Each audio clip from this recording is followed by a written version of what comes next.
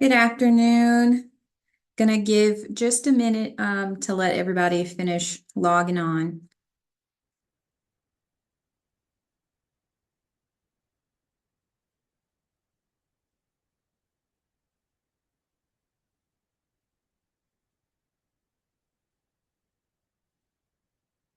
All right. I'll go ahead and get started.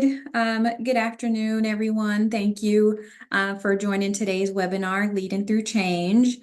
So as always, these webinars are brought to you by CSG South Staff Alliance for Intergovernmental Leadership, also known as SAIL. For any first-time attendees who may be unfamiliar with CSG South or SAIL, SAIL is a staff-only committee of CSG South made up of state legislative, executive, and judicial branch employees with the purpose of providing informational content such as this catered to educating government staff while also providing you all with opportunities to network with your peers across the South. So if you would like to learn more about SAIL and how to get involved, please visit the CSG South website.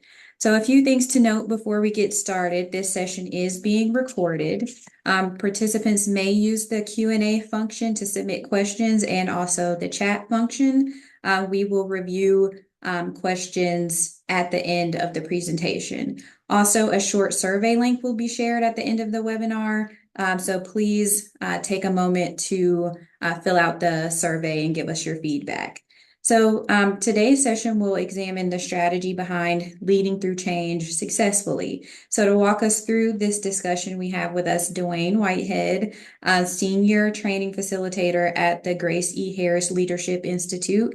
So Dwayne, with that, I'll kick it off to you. Please feel free to introduce yourself and then roll into your presentation when you're ready. Certainly. Thank you so much for having me. Hello to the entire CSG family. I'm so excited to be able to share this time with you all to dive into an amazing conversation around leading through change. It's such an important conversation for our time that we're in, and we'll talk about that in just a second. Again, my name is Dwayne Whitehead, and I am a senior consultant and facilitator for the Gracie Harris Leadership Institute. I have been training and developing in the space of leadership for about 20 years now. I'm additionally a part of the John Maxwell leadership team. And I also run a company, the Whitehead Group, which is a leadership and professional development firm. I love all things leadership, and my passion is transforming lives through the power of leadership. And again, I'm so excited to have this conversation with this amazing group of people who are making change every single day in your worlds, in your space. And so I honor the work that you do. And it's an honor to be able to add value to your journey. I am going to share my screen. And I am not the greatest tech person, but I think we'll make it through it. I believe you can see my screen. And again, we'll jump in. So again, we're having the conversation around leading through change, specifically building resilience, trust, and impact. Building resilience, trust, and impact. In order to anchor our particular conversation today, I want you for a moment to think back with me. Think back with me to March 2020. Do y'all remember that? Y'all remember March 2020? I call March 2020 the month, or 2020 as a whole, the year that changed the world. I think we remember March 2020. One day we were prepping for staff meetings. Our kids were on the way to school. Our weekend plans were set. My wife and I, we were actually scheduled. We were living in Pennsylvania, and we were prepared to travel to Richmond, Virginia for an event. And within days, everything flipped upside down. Y'all remember that? Offices closed, Zoom took over our lives. And then after Zoom, we ended up with Microsoft Teams. And I still don't know how to work Microsoft Teams, but literally the entire world changed. And let's be honest, while the world experienced this change, we all responded in different ways. There were some who froze. There were some who resisted the change. They said, this won't last long. I was one of those people. I grew up where if you just give everyone a little sip of ginger ale, everybody will be better. And so I said, this won't last long. Let's give them some ginger ale, right? Well, it didn't happen that way. There were others who went into hyperdrive. We need a plan like yesterday. And then there was some who shut down emotionally. But I want you to think about that for a moment. We all experienced the same change. However, we all had completely different reactions. Again, I just want to anchor our conversation this moment because that's really the thing about change. Change is not just an event, change is an experience.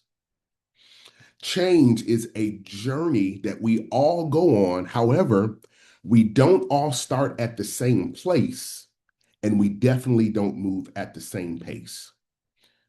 So that moment became really a master class in leadership for me, not because I had all the answers as a leader, but because I learned how to guide people through uncertainty, fear, resistance, and finally adaptation. And that's what today is all about.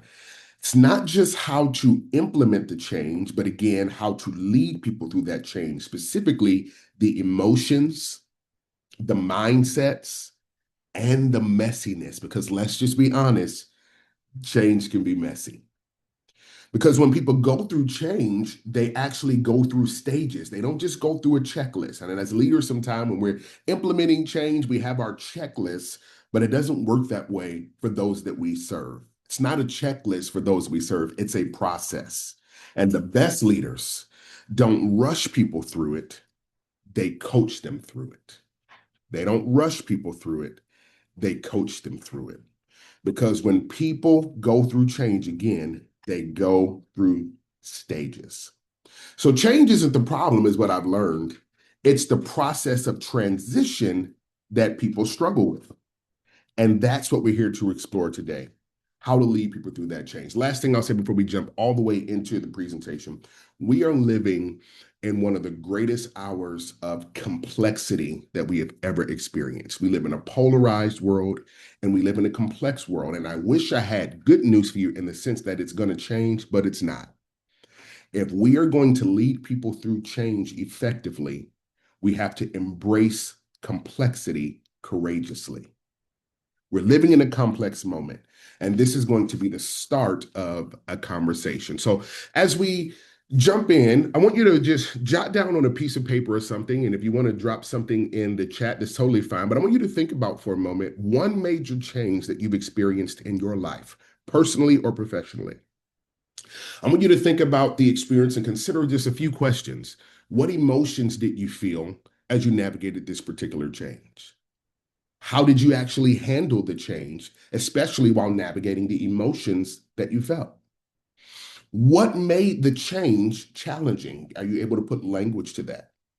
And then if there were others involved, how did others manage that specific change that you navigated? Did you all handle it the same? Was it different? How were you affected by other reactions and what did you do about it? And if you had to manage people through the change, how did that go? I want you to think about all of these things. And here's why, but specifically that first question. Think about the emotions that you felt. And I want you to realize if we were to have an open dialogue for a moment, and I talk about a major change that I experienced, and you talk about a major change that you experienced, what you'll find is that although we had different scenarios, we probably experience some of the same emotions. Psychologists say that change is literally associated with grief. I want you to think about that statement for a moment. Change is associated with grief. So when you walk into a room and you're ready to talk about a new change and you're excited about it, what's happening internally with others, they're experiencing a level of grief. Here's what I want to anchor us in this reality. If we're going to do this well, we must be an empathetic people. We must be empathetic leaders. Before we get into our plan and our process, and we'll give you a couple of things to actually walk away with. That's our goal today, frameworks. But before we get into the framework, I want us to be anchored in the reality of empathy. When people experience change, they're actually experiencing grief. Let's give you a definition for change management. Let's define change management for our context, or leading through change for our context. It's not just planning a rollout. Again, it's not about that checklist, but it's really about managing the people side of change. It's asking the question, how do I prepare my team not just to survive change, but to grow through it? So here's our definition. Change management is defined as leading people, listen to this, through the emotional and operational process of transition from a current state into a future intended state. One more time. Change management is defined as leading people through the two things, emotional and operational. So again, it's about managing the people side of change, and that comes through two things, emotional and operational. Now, excuse me, as leaders, we typically fall into one of two categories, people or production. Your leadership style is geared towards either people first or production first, and neither is bad. But leadership has to manage the tension, if you will, the dichotomy, especially when we talk about change, of people and production simultaneously. That says to us that we must be aware of which side we lean to so that we can solve for the other side. I am naturally a production oriented leader. So when I think about change, I think about my checklist. I think about all of the things that need to get done, and I take off, if you will. There are others who are wired the exact opposite. They're going to write to how do people feel? How, and again, neither is bad, but we as leaders have to be self-aware to know which side we fall to, people or production. Because if we're going to be great and we're going to be impactful at what we do, we have to manage that tension very, very well, while always ensuring that people never fall as a result. So change management is defined as leading people, again, and I want us to have this because we'll talk a little bit about both sides today, the emotional and the operational process of transition from a current state to a future intended state. The other thing that I would say about this definition that's very important, look at that last part, from a current state to a future intended state. We have to know where we're going if we're going to do it effectively. We have to be able to communicate it. We have to be able to see it and chart the course effectively if we're going to have that trust and that resilience and that impact that we're looking for. If you will, I'd like you to drop in the comment section, in the chat section for me, what are some of the most important aspects to consider as you think about the organizational process of change and how to manage that process? I'll give you a couple of examples as you're thinking of something to put in the chat. Things like stakeholders. So what stakeholders are going to be involved in that process, right? Some other things. And again, I want you to dialogue with me a little bit in the chat. The emotional makeup of those that are involved. That's something else that you want to think about, right? You want to think about the emotional makeup. You want to think about who are the stakeholders that are involved or that I need to get involved. You want to think about how to communicate that specific change. These are all the things that we should be thinking about. And this is important for us to build this particular list because as you're thinking about leading through change, you want to have a list or a framework or your checklist of these are the things that I need to be thinking about prior to implementing and initiating change. Prior to implementing and initiating change. I think so. Yep, communication. Thank you, Carmen, for sharing that. Let's get some other ones. Let's also think about maybe the timing and the pace of change. The change as a whole. How much time do we have to implement it? That's going to be important. You want to think about the trust levels of everyone involved. Does my team trust me enough to navigate them through this process?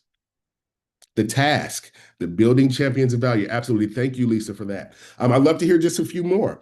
Here's something else, possible resistance. That's exactly what I was going to say next. What are some of the biggest objections that we can look at for this change? And how do we solve for them? Or how do I plan or prepare to answer those particular questions? What training and support will be needed? right? What about the feedback loops as we're navigating the change and afterwards? The delusioned staff. I love that one now. Jennifer, we can have a full conversation around that. I said it wrong, but disillusioned staff. Yes, both of those really. Being people oriented. Yep, empathetic. The most important aspect is the stakeholders. Yes, sometimes there's nothing in government that is optional. Correct. But navigating the dictated change involves getting the buy-in. That's it. Thinking about those stakeholders. Quick win, success. So great list, great list, great list. So here's what I want us to think about for a moment. And you probably have heard this in your world before. I want to talk a little bit about the change curve. Now, I'm sure high-level leaders like yourself, on some level, you are experienced with it, you've heard it, or you have a process for it, even internally, if you don't have the language for it. My goal is not necessarily to teach the change curve as much as it is, yep, how much information can I share? Thank you for that, Mildred. As much as it is to talk through how we can, as leaders, coach through this particular curve. One of the statements that I said to you at the beginning that's worth repeating is that while we all experience change, we don't experience it in the same way, but as we experience it, we don't experience it at the same pace. That's the key with this particular curve. The change curve helps us understand, again, that change is not an event and the emotional process that people must move through before they can fully perform again at their best. That I just said something to you. This process shows us that as change is first initiated, it could impact the level of performance of our team. And we've got to go back to that word empathy. Because again, if you're like me and we are prone to production, the the performance piece of this curve can impact us as leaders as we're navigating through it. And we're going to talk about our side as well. So here's this process. Let's say you're ready to implement this change, the first thing that's going to happen is that they could possibly experience a little bit of shock and denial. Let's go back to March 2020. Remember, I told you I was like, this is not going to last long. I was in a bit of denial about the space of time that we were actually in. So there's a little bit of shock and denial. Another word that I said to you, is that word grief. That change is synonymous with grief. So that impact starts with shock and denial. And then as they continue to process that, now, again, what we're going to talk about in just a second is how do we coach through and move them through this phase? How do we, number one, accept and embrace that they are navigating feelings of shock and denial, and then move them to the next part? Yes, moving them through emotions where there's a disruption of anger and fear. This is going to be a good time for us to watch and listen and to support, and letting our teams know that it is okay to feel what you feel. Again, the reason that I started the conversation around think about a change that you and I have experienced is so that we can be grounded in empathy, that if it's okay that our teams feel it because we feel it as well. So then we're going to talk about, as we move through that anger and the fear, how do we coach them to our next level where they begin to explore different ideas and then they finally begin to accept, hey, this is where we are. This is what's happening. And we're going to give them time to explore and to test and to try different things. And then we move to the rebuilding phase where now we gain the commitment and now it's time to celebrate. But you and I as leaders can effectively navigate them through this particular process through coaching. And we'll give you a coaching framework in just a second here. To kind of paint the picture, I'll talk a little bit about my world. This is a true story. I want you to imagine for a second. I came out of the banking industry, and the banking industry has a lot of turnover, merges, X, Y, and Z. And I want you to imagine this happen where leadership has a conversation with financial center manager, and they say, "Hey, listen, I need you to communicate a change to your team. Here's the change. We are being bought out by another bank. We're being bought out in 60 days. It's the first part of the change. Not only are we being bought out in 60 days, we cannot say that at the end of the 60 days that everyone will still have a job. It's the second part of the change. So the first part, being bought out. Number two, in 60 days, you may not have a job. Third part, but we must go out with a bang. So make sure they keep selling. Make sure they keep hitting their goals because we still want to leave and make sure that as you're in this transition, that our books are intact. Now imagine a leader having to go to their team and have that conversation. Hey, here's your change coming. We're being bought out. So there'll be new systems, new protocols. Work as you know it is now about to change. Number two, oh yeah, but at the end of this 60 days, you may not have a job anymore. Number three, but make sure you keep selling and put a smile on your face and do great. So imagine a leader having to have that particular conversation. True story. Leader has the conversation, and the leader feels like, oh my gosh, they anticipated that after having the conversation, that people would feel it, but everyone would be okay. And of course, it did not happen that way. The uncertainty, the fear, all of those pieces, but it wasn't. So the leader begins to feel, well, oh my gosh, I didn't communicate the change properly. It wasn't that the leader didn't communicate the change properly. It wasn't necessarily that the leader did anything wrong. It was that the people were going through the emotions of change as a whole. I hope I just helped you for a second because as you navigate this process, and we're going to talk about communication in a moment, you have to be careful not to take all of the emotional onus on yourself around how some of these pieces land because it may not always be that you have done something incorrectly. People are just navigating as they so often do. And again, as we do in this particular process of change. Okay, let's take this a little deeper. This is a model that I would encourage you to look up. You can Google it. It's called the William Bridges Transition Model. You can Google it. There's some YouTube videos on it and some resources that you can use to actually walk your teams through this idea of change. But I want to give you a high level, if you will, understanding of this particular model. Because again, we're talking about for a moment the people side of change. For all my production people, I'm coming to you in a moment, I promise. But we have to deal with people first. So we want to talk about that for a moment. Again, so this is the William Bridges transition model. And what it does is it explains with different language the emotional journey and those strategic responses that we can coach people through. Because again, change is emotional. If we were in the room together, I would have you repeat after me. We would say, change is emotional. It's not just about what's happening, it's about what people are feeling as it's happening. And this framework kind of gives you language for that particularly. So let's look at the first part of it. You see that word endings there or loss. So think about this for a moment. Every change begins with something ending. One more time. Every change, I want you to think about it, begins with something coming to an end, whether it's a process, whether it's a role, whether it's a relationship, or whether it's just a sense of normalcy. There is some type of loss or ending that's happening.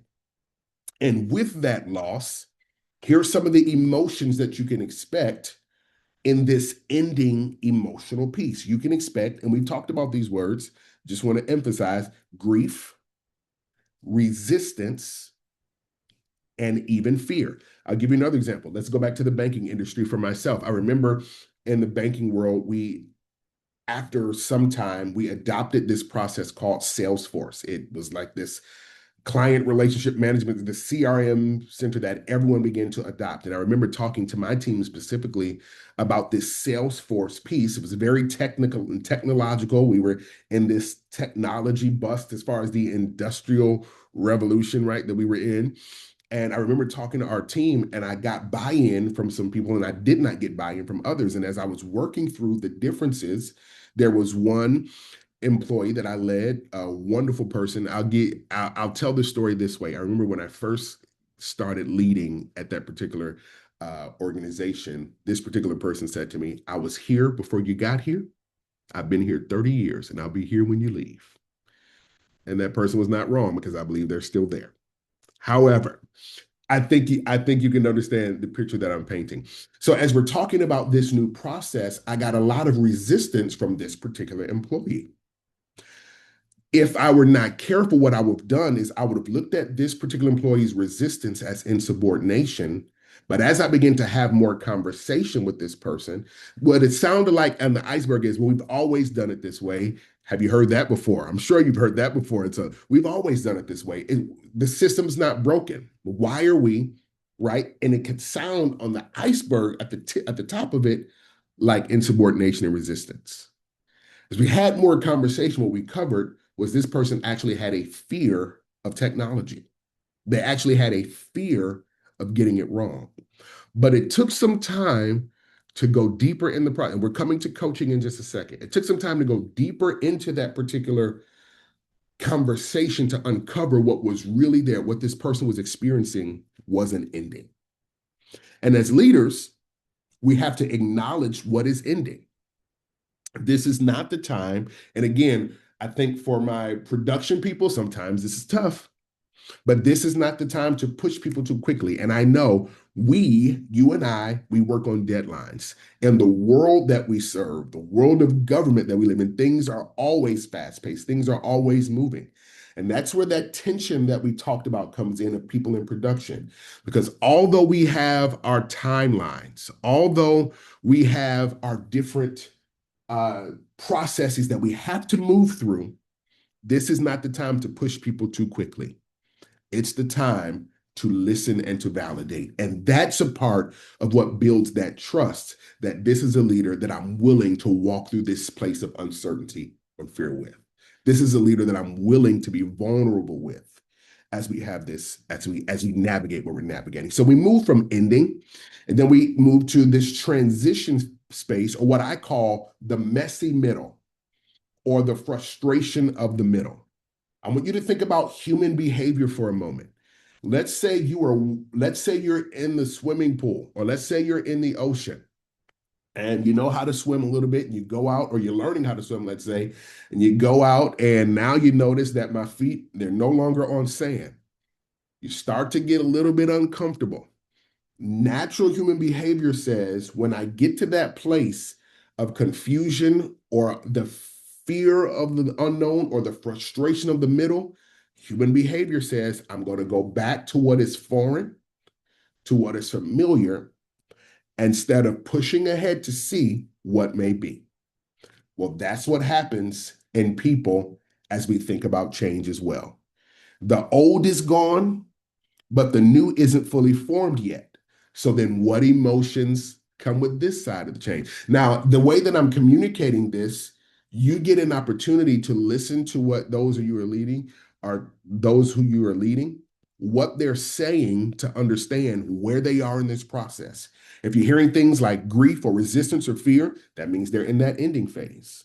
But if you're hearing statements that sound like they're confused or there's anxiety or uncertainty, then that gives you an idea that they're probably in this transitory phase. They're not at the ending space. They have actually progressed in the process. However, they are not fully where we'd like them to be yet. So confusion, anxiety, uncertainty. Now, in this phase, people are vulnerable, but they're also moldable. And that's where the time for support and communication and coaching begins to come in. I'm so excited. You hear me saying coaching a lot. I'm so excited to give you a quick framework around coaching in just a second. We move from the endings phase to the transitions phase. And this is where, of course, we want to be the new beginnings phase or the acceptance phase, where eventually, if we lead people well through the process, I just told you something, people don't just show up at this phase.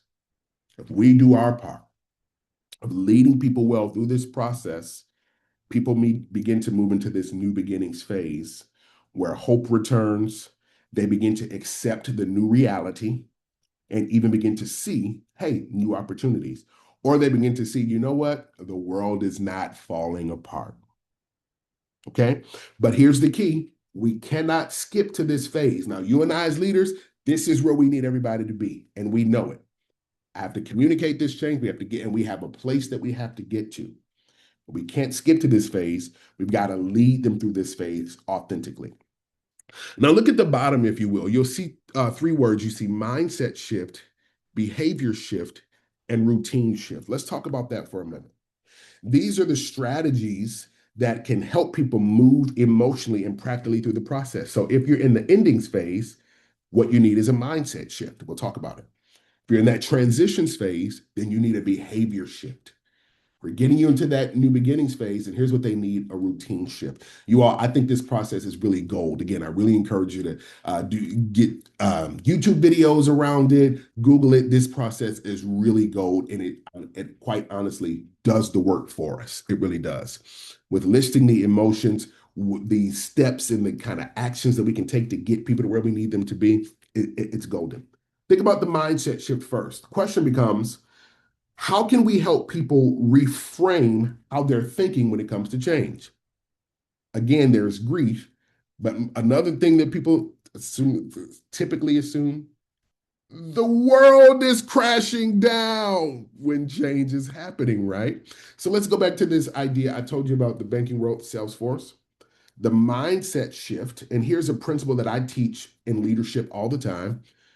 So I was having, again, I'll say it this way: I was having the conversation with the particular employee. We were talking about Salesforce. We uncovered that, you know what, the person was fearful to get it wrong, but the person also had a fear of technology. Technology is evil, it's not going to work. And so my leadership philosophy that I do to help people get unstuck in their thought, I call it think the next thought. Typically, especially when we are in human behavior, when we are experiencing a level of trauma, pain, anxiety, fear, uncertainty, all of those fun words, the first thought that we think, we take onus of it as if it's real and final. But leadership helps us to think the next thought. Technology is evil. Well, what if technology is not evil? It's not going to work. But what if it will? But it's not. But what if it will? Think the next thought. How do we help people reframe that first thought that comes to their mind that they take ownership of? Part of the process to move them out of this process is, can we help them reframe? Perhaps everything's not falling apart. Perhaps it's not going to work. Perhaps this is an opportunity for us to learn and grow together as a team and discover something new. Perhaps. But what if it won't? But what if it will? It's a part of that mindset shift that we coach them into. Secondly, that behavior shift. So this is where we are now encouraging small steps in action. So the question becomes, well, what can you do where you are right now? Let's go back to banking. Let's go back to Salesforce. Let's go back to my favorite employee at that time. Once we get out of that mindset shift, okay, maybe technology is not evil. Maybe it won't fail. Okay, so here's my question. What can you do today to move you forward in the process? You know what? I could at least read the new policy and procedure. Perfect. That's all I'm asking for today. I just want to know, what can you do today to move us forward in the process? Now, we've talked a lot about empathy. I hope you're hearing another theme in this conversation: the need for patience. And again, for my production people, I know for my people side lead, people leaders, you all are probably thriving through this moment. For the production side, like me, this can get tough, but it is necessary. So encouraging those small steps, and then routine shifts, reinforcing new rhythms that align with the change. So once we get you there, okay, so now you're understanding a little bit. Now, what routines can we build in every day or every week to get us to where we need to be? Each of these particular areas helps people do two things: cope and commit. When people start shifting their mindsets, their behaviors, and their routines, then we know that we're starting to turn the corner where we want to be. This is about not just a task, but transition. Let's move. I know we have uh, to go. I want you to think about this for a moment. This idea of emotional intelligence. We talk about leading through change. One of the words that we just talked about is resilience. That resilience piece has to be not just for our teams, but for us. How we lead people through change is going to be dependent and predicated upon our emotional health as we navigate this process. So before we can successfully navigate the emotions of our teams, we have to be able to process and navigate what we're experiencing during the process. Think about it again. Let's go back to the first banking example that I gave you. Leader hears, hey, you know what? The bank is being merged in 60 days. You may not have nobody, the team may not have a job. Well, it wasn't just the team, that leader also was in the same position that they wouldn't have a job either. So they had to have enough emotional prowess, if you will, to navigate what they were feeling as well as their team. And that's what we want to look at with this idea of emotional intelligence. What is emotional intelligence? And again, I know you all are phenomenal and you know this. Just bear with me so we can get to where we want to be. The ability to recognize, understand, and manage your emotions and the emotions of others. The ability to understand, manage, and recognize. Let's say it this way: recognize, understand, and manage your emotions and the emotions of others. So that self-awareness piece, here's what you want to ask yourself: what emotions do we experience as we are leading the process? Is it panic? Is it survival mode? I'll be vulnerable for a moment, if you will. We're family, right? I'll be vulnerable. I've noticed that when I'm leading teams through change, a part of how I show up is in survival mode. Why? Because there was a season in my life where I had a lot of change going on, and for a season I was homeless. And if somehow it can that dot connected for me when it comes to leading through change. So there's a panic thing or a survival mode that shows up. I was actually in that particular scenario that we're talking about in that banking role when there was a merger. So as opposed to being able to support others, I had to think, oh my gosh, I'm not going to have a job. Am I going to be in this situation? What's going to happen? Right. But I have to be aware of myself to know that this is what can show up as not only you are experiencing change, but you're leading change. So what do I do with this awareness?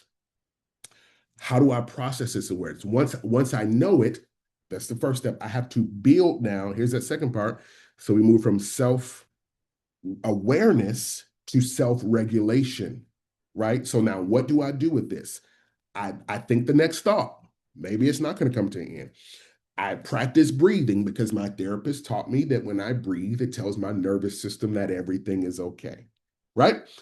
And then that social awareness. So practicing that empathy that we talked about. Once we have a handle, recognizing, understanding, and managing what's happening with us, we then get to do the same thing with those that we lead, being aware of every single person on your team, and that can be difficult. How do they respond to change and how do I support them? It's going to take asking some questions. And then the management of that space. I'm gonna have you write down three things. I'm not going to dive deeply into it because time is running.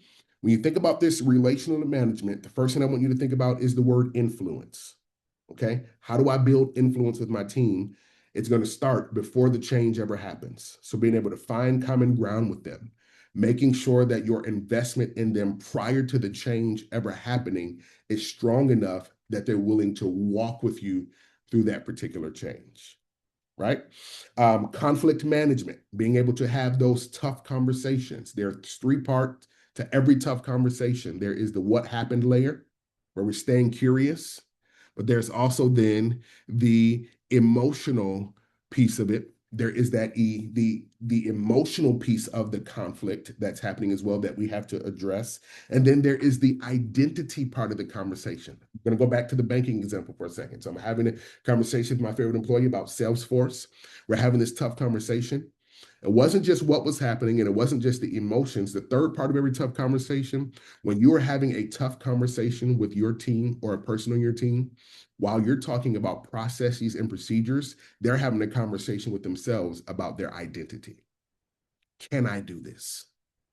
Am I good enough to make this happen? Am I going to lose my job? Now, when I know that, talk about managing the relationship here in this emotional process, I've got to figure out how do I speak to that in the process, because if I don't deal with the identity layer that's happening, I'll never win them to the change because something in them is already feeling like they don't have the ability to do it. So this relationship management piece, it needs influence, conflict management, and then inspirational leadership. What does that mean?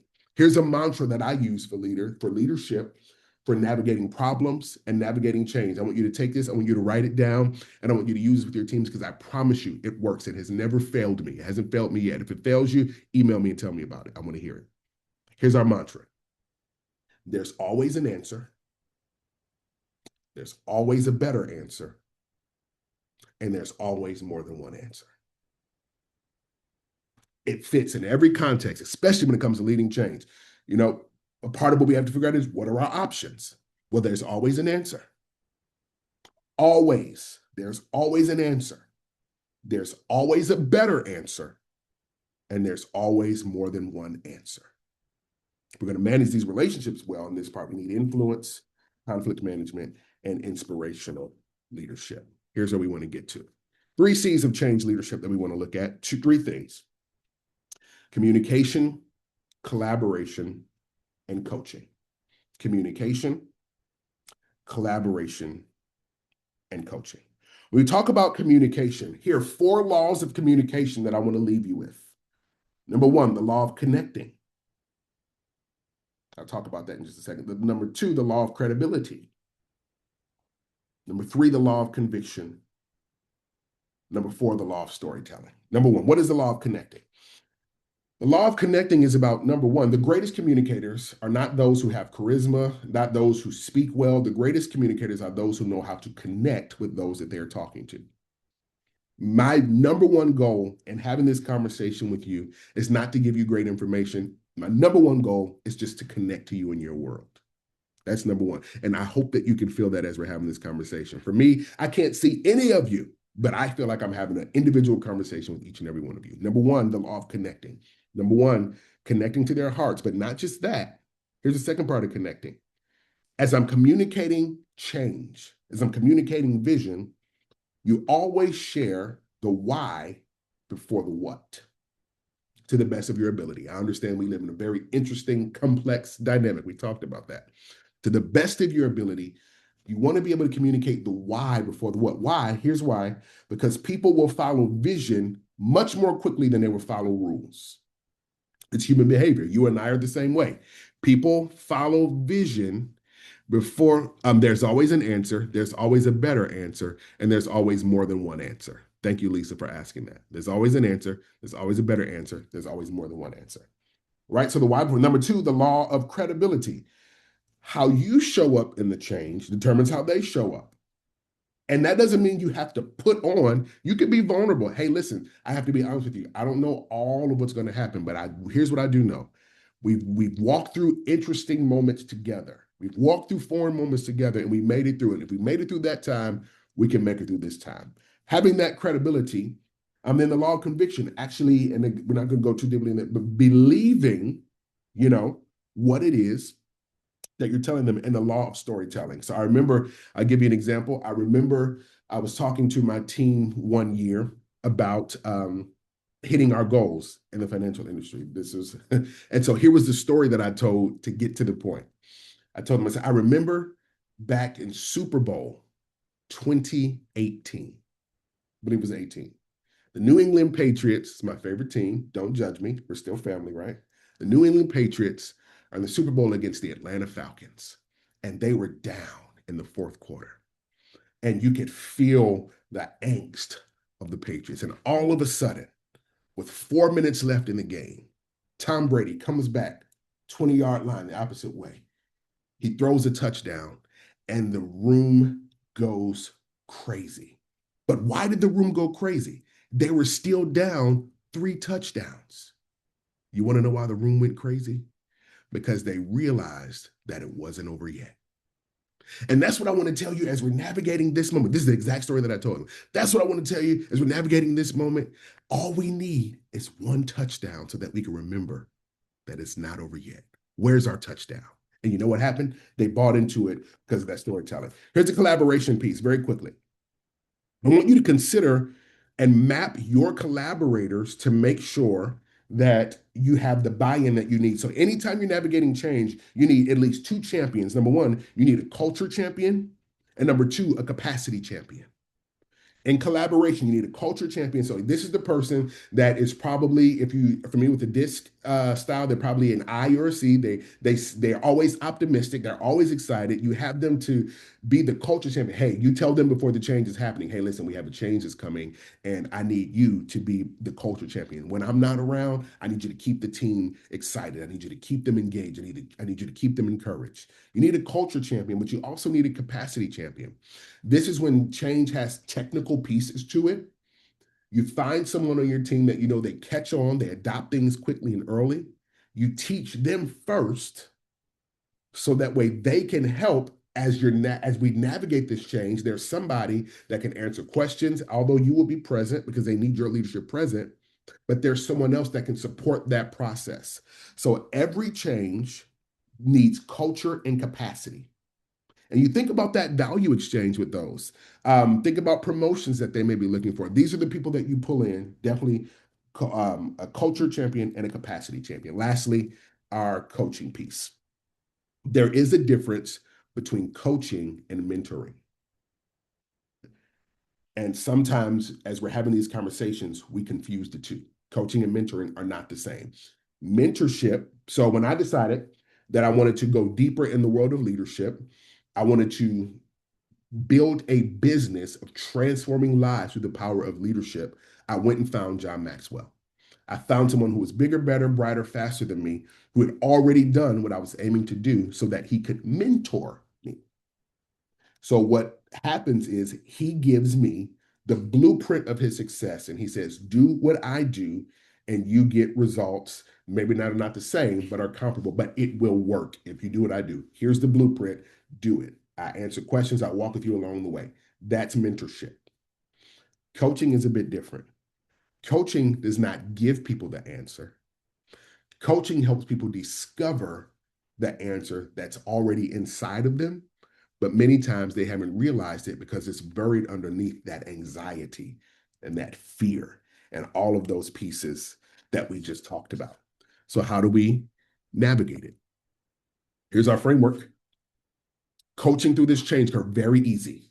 DEA, discover, encourage, align. So what we do in each phase of this change curve, we can put this DEA, to go back to that change curve. This DEA framework can fit in each space of the curve. Number one, discover, uncover where they are. Fact-finding questions. I'm not just asking questions, are you okay? Because most times they're going to say yes. What I'm going to ask them is, tell me two things that you wish were different about this moment. You hear the difference in the question? Are you okay? They can only answer yes or no, mainly, and most times they may not be honest. But I'm going to ask a fact-finding question that gets a different level of information. What are two things that you wish were different about this change? The way that you present or pivot the question can change everything about the response that you get from your team. But you want to start with uncovering the real emotion. And can I just tell you, many times the first thing that they say is not the real emotion. Let's go back to my favorite employee. When we first started the conversation, well, I just don't want to do this. I'm comfortable where I am. Well, that wasn't the real emotion. The real emotion, after I asked some fact-finding questions, was fear and insecurity. After we asked those questions, we move them and we encourage them and affirm, hey, I understand that you are fearful. Thank you so much for telling me that. Thank you for being vulnerable enough to share that with me. Can I just tell you that I understand it because I felt it as well? But here's my question for you. What's one step that we could take today? So now I'm in that segment. I'm encouraging them, but I'm also going back to them. I'm not answering for them what we can do because I want the person that I'm coaching to be the owner of their particular plan. When they feel like they discovered the answer, they'll be much more prone to stick it out because it's their plan and not yours. Mentorship tells the answer. Coaching helps them discover the answer. Now they feel empowered to walk that answer out. Okay. So we encourage. Um, Julia has a question that I am not able to answer, but I know that the CSG will help you.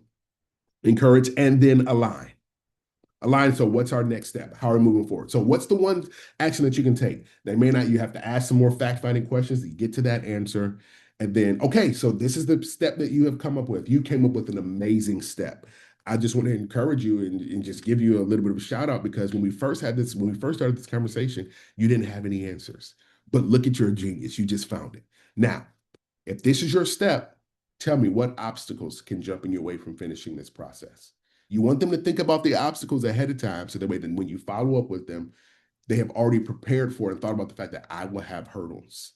Then we align and then we ultimately move forward. So that is a quick idea, if you will, of this curve, okay? And how to coach through it. Last slide, and this is something I want you to do on your own time. If we're serious about leading this process, I want you to think about, not now, one leadership behavior that you will implement during change, one communication practice that you can strengthen. So we talked about the law of credibility, connection. We talked about the law of credibility. We talked about the law of conviction and the law of storytelling. So you can take one of those and say, this is the one that I want to strengthen when I'm communicating change. And then lastly, one action that you would take to support your team through that particular transition. So this is your action plan in order for us to move powerfully in this. And here's the last thing that I'll say to you, and I'll pass it over. Charles Darwin says this: it's not the strongest of the species that survive, nor the most intelligent, but the ones most responsive to change. I honor the work that you all are doing. You all are already doing powerful work. Hopefully, we've added value to your journey as you courageously and competently lead people through change and transition. Embrace complexity. It's the season that we're in, but you have what it takes to lead this moment. Thank you so much for allowing me to share, and hopefully, I will see you again soon. I'll take questions. Hi, Dwayne. Thank you. I will go with the first question in the chat from Ralph. Do you have any advice from the employee standpoint on navigating leadership behavior that is lacking? When it comes to change, so I probably would need to hear a little bit more about a little bit more context. But from what Mhm. I hear around that leadership that's lacking in the process of change, the first thing that I would say is be willing to speak up. Be willing. When you think about the word influence, influence is not just about leading down. Influence is having influence in my 360-degree circle of leadership. So I can also lead up. So I would be confident to speak up and say, hey, listen, this is where we are. This is what I need. This is what helps me to be successful. How can we partner together to get this to happen? But you've got to be willing to speak up and have the conversation and put it out on the table. This is where I am. This is what I'm feeling. This is what I need. What is our partnership? How can we create that partnership around this? I want to answer Regina's question very quickly. Will we get a copy of the presentation? Yes, we can send that out. I'll send out the PDF slides of that so that you all can have that. Thank you. Hopefully that answers. Um, Also, do you have any advice for the most effective way to communicate with transparency and empathy when you also don't have all the answers? I know you touched on a little bit of that in your presentation. Absolutely. Again, I don't believe that our teams need us to have all of the information. I think the first part of it is a mindset shift. They just need to know that we are in it and that we're willing to lead them through the process. I think that last part that you said is so very key, the transparency piece. And I've had moments where I had to communicate. Thinking back to March 2020, my wife and I lead an organization, a nonprofit organization, and we had an entire plan for what it was supposed to look like. And we had to stand in front of our team and say, hey, listen, we have never led through a pandemic before. We have no idea what all of these pieces look like. Here's what we do know. We know that we've navigated rough waters before and we made it through. We know that we're committed to finding the answers that we don't have. We know that if we put our brains together, there's always an answer.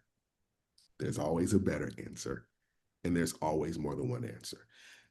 Have the mindset that our teams don't need us to know it all. We're willing to get in, be honest, and figure it out together. Mhm. And we'll navigate it. And also, Mildred has asked, as a leader, how do you deal with the employee who, despite your best efforts and coaching, just cannot get on board or adapt to change? I think we have to ask some hard questions. Number one, am I dealing with a scenario where it is a capacity problem or a capacity challenge where, hey, this person needs a little bit more work?